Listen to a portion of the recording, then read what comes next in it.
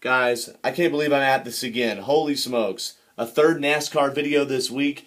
Yes, today, apparently, this day being Wednesday, some news came out after some digging by a couple of media outlets, including Fox Sports and Nate Ryan at USA Today, that some drivers made more communications to alter the point standings, and now there's a big uproar. There was a big story about it on NASCAR Race Hub on Fox Sports 1 earlier in the day, and now the Twitter world, the Facebook world, the NASCAR world is abuzz with what should be done. Here's what happened for those that missed it.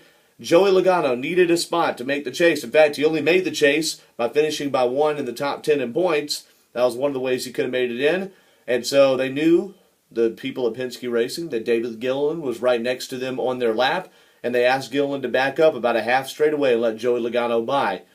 As things turned out, it wouldn't have mattered because he beat Jeff Gordon by 1 point to get into the top 10 in points, and even if he had finished outside of the top 10 in points, he would have been the highest-ranked wildcard driver. And if he had tied with Jeff Gordon, he had one win to Jeff Gordon's goose egg. So, Joey Logano was pretty well set to make the chase. But there was very open, very obvious communication played back on the number 38 team's channel that pretty much, in a nutshell, stated a Penske group of cronies, as they called it, was over at their spotter stand talking to him, or over at their pit box, one or the other, and had an offer on the table for Gilliland to give up the spot. And people should be upset about that. You think these drivers make it on merit, they make it based on every spot they gain themselves or gain coming in and out of the pits or how a car is set up. But Gilliland did give Logano the spot, and thus we have this story. So, NASCAR is now in a pretty well-painted box. Earlier this week, with the big giant penalties assessed upon Michael Waltrip Racing, not the least of which being Martin Truex Jr. taken out of NASCAR's chase because of the points penalty levied against him, NASCAR now has to decide, does what the Front Row Motorsports / Penske Racing team of people, does what they did warrant some kind of punishment? Similarly, Michael Waltrip himself said he would very easily accept the penalty from NASCAR if that was the standard moving forward. That NASCAR is going to penalize teams, and heavily at that, for making the kind of mistakes that he said he and his team made in trying to alter the outcome of the race and the point standings. Well, NASCAR, of course, has commented that they are reviewing the situation and will make a decision if they need to, but right now they don't see a reason to do that. That's essentially what they said before the Waltrip penalty. With all the pressure put on and the need to be consistent, NASCAR is probably going to act. Who knows what it should be? If it's going to be a penalty, my opinion is Logano would have made the chase anyway. Don't take him out of the chase. If you're going to take 50 points away from him, make him start the chase 50 points in the hole. That's what NASCAR should have done with Clint Boyer. Make Logano start in the hole and make him really pay. Don't take any points from Brad Keselowski because he wasn't involved in this at all. Still fine Penske $300,000. That's a reasonable and substantial fine to levy against a team that does that. If this is the new rule, you're not allowed to mess with the points. However, there is one problem. Front Row Motorsports was complicit in the crime as well. Front Row Motorsports, a financially strapped team. Front Row Motorsports, a team that's clawing to get every position it can as well. Does NASCAR act against them being a conspiring party? Does the payoff, the penalty that Penske Racing is going to pay, or the reward that Penske Racing was going to give Front Row Motorsports, does the payoff offset what possibly could be coming against them? All of these things need to be taken in consideration, and race fans, before you go off and make a bunch of comments and blogs and things like that, remember a couple of things. Number one, do you really want Gilliland and Front Row Motorsports punished for doing what they felt they had to do? Number two, do you want Logano taken out of the chase, even though he would have made it without Gilliland giving him that spot? And number three, we are opening a Pandora's box. The Waltrip Racing thing has happened before even. People have spun out to alter the outcome of races. Dale Earnhardt Jr. did that at Bristol a few years ago to bring out a caution so he could go in and adjust his race car. Drivers have stopped on the racetrack before to bring out a caution when they've had a mechanical problem.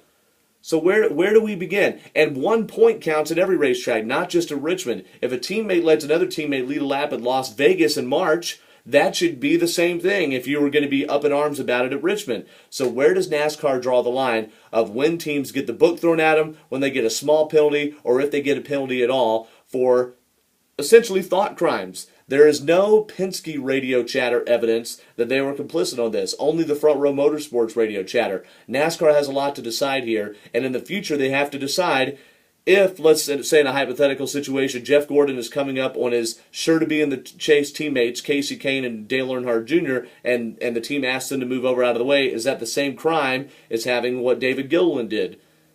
To me, that sets a bad precedent. But if NASCAR is going to be consistent, I care more about NASCAR being consistent and having another bigger problem on its hands than I do with them saying no to Michael Waltrip and possibly yes to Penske Racing. A lot to think about right there. Here's some more things to think about. A comment got made to me on Twitter just as this story was breaking. I don't like the chase because the chase makes this stuff happen. They're points racing too much now. We don't need to have so much points racing. We need to race for wins. And I had another tweet at me just before that about a situation in 1993 and one in 1995 that I consider to be similar to these. In 1993, Dale Earnhardt was about to win his fifth championship. There we go. Had to get that right. Fifth championship. In 1995, Gordon was on the precipice of winning his first. Both Richard Childress Racing in 93 and Hendrick Motorsports in 95 entered extra cars in the final races of the year to help ensure if there was any kind of problem with either the 3 or the 24, that another car could quit the race early and give them a chance to finish high enough to clinch their championships. As things turned out, those cars weren't needed. But that's the same thing, right? Do we go back now pre-chase era and start judging based on that? Do we go inside the chase era and look at any number of instances where teammates have helped other drivers? Let's look at Talladega 2010. Denny Hamlin was looking for Michael Waltrip as he had fallen way off the lead draft and said, hey, is there a fellow Toyota driver like Waltrip that can back up to me and help me draft to the front? That would have cost Waltrip positions, and it would have affected the points race. If you remember, Denny Hamlin came within an owl's whisker of winning the points championship. Owl's whiskers I don't think exist, but bear with me here, okay? In Talladega 2011, Ford allegedly sent a memo to all of its drivers saying, don't draft with other drivers. When the race came down to the nitty-gritty in the final laps, Trevor Bayne got instructed by his Roush Fenway Racing crew to not draft with Jeff Gordon like he had been doing all during that day, and that was back in the tandem races where the draft was really important. David Reagan had just lost a motor, so Bayne pitched a fit on the radio and on Twitter after the race for kind of driving the dagger at Jeff Gordon's back, and that year's Daytona 500 winner had to begrudgingly go and draft with Matt Kenseth to try to help Kenseth's standings as far as the chase that season. At Talladega this year, remember, points matter for everybody, guys. Points matter all the time.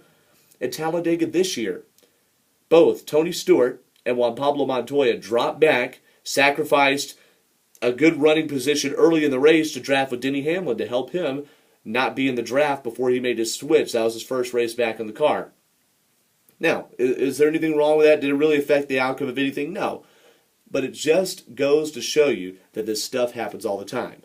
And if we're asking NASCAR now to act on any time one driver gives 1 point to another, whether they be bribed to do it or not, or whether they are bribed to do it or not, then we're opening a big Pandora's box of problems. And already with a restart mess on their hands and NASCAR needing to decide how it handles restarts, we don't need this.